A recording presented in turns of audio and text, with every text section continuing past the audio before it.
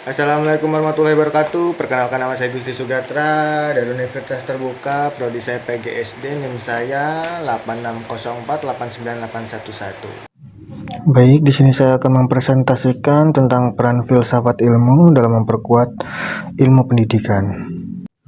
Nah, yang pertama, filsafat ilmu mengawasi dan memperkuat ilmu pendidikan. Filsafat ilmu memiliki peran penting dalam menjaga eksistensi dan keilmiahan pendidikan. Nah, pendidikan bukan hanya kegiatan mengajar, tetapi juga sebuah disiplin ilmu yang memiliki dasar pemikiran, metode, dan tujuan yang jelas. Nah, dalam hal ini juga filsafat ilmu membantu pendidikan melalui 3 aspek utama seperti ontologi, epistemologi, aksiologi. Nah, untuk yang ontologi ini adalah hakikat pendidikan. Ontologi ini membahas apa yang sebenarnya terjadi pada objek pendidikan. Dalam pendidikan, pertanyaan ontologis misalnya seperti salah satunya, apa hakikat manusia sebagai peran pendidik? Nah, lalu apa tujuan pendidikan hanya untuk memperoleh nilai akademik? Nah, dan ada juga atau pendidikan bertujuan membantu karakter dan kemanusiaan saja. Nah, melalui ini, kajian ontologi pendidikan dipahami bukan sekedar transfer ilmu, tetapi proses pembentukan manusia yang utuh. Nah, yang kedua ada juga epistemologi, yaitu cara memperoleh pengetahuannya. Nah, epistemologi ini membahas bagaimana ilmu diperoleh dan dibuktikan kebenarannya.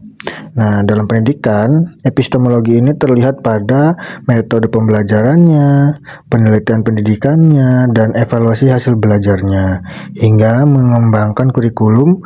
Filsafat ilmu memastikan bahwa praktik pendidikan dilakukan secara ilmiah, rasional, dan dapat dipertanggungjawabkan. Nah, lalu yang ketiga yaitu aksiologi. Nah, aksiologi ini adalah nilai dan manfaat pendidikan. Nah, aksiologi ini membahas nilai guna ilmu. Nah, dalam pendidikan tidak cukup hanya menghasilkan siswa pintar, tetapi juga harus membentuk moral, etika, dan tanggung jawab sosial. Nah, untuk yang kedua itu pendidikan juga memperkuat perkembangan filsafat ilmu. Nah, hubungan filsafat ilmu dan pendidikan bersifat timbal balik. Pendidikan yang bermakna akan melahirkan budaya berpikir kritis, kemampuan relatif, sikap ilmiah, dan juga pengembangan pengetahuan baru. Nah, melalui proses pendidikan ini, manusia itu belajar mempertanyakan kebenaran, seperti mencari solusi dan mengembangkan teori baru. Dari sinilah filsafat ilmu terus berkembang. Nah, dengan itu artinya pendidikan menjadi ruang nyata bagi penerapan sekaligus pengembangan filsafat ilmu. Nah, untuk yang ketiga, filsafat ilmu sebagai pisau analis pendidikan. Nah, filsafat ilmu disebut sebagai pisau analis karena dia itu membantu membedah persoalan pendidikan secara modern. Misalnya ketika muncul masalah rendahnya kualitas pendidikan, ketimpangan akses sekolah, pembelajaran yang terlalu berorientasi nilai, dan juga dampak teknologi dalam pendidikan. Nah, maka filsafat ilmu membantu menganalisis hal-hal tersebut. Nah, seperti secara ontologisnya, apakah hakikat masalah pendidikan tersebut, secara epistemologisnya, apakah metode pembelajaran dan sistem evaluasinya sudah tepat, lalu secara aksiologisnya, apakah pendidikan benar-benar memberi manfaat nilai kemanusiaan.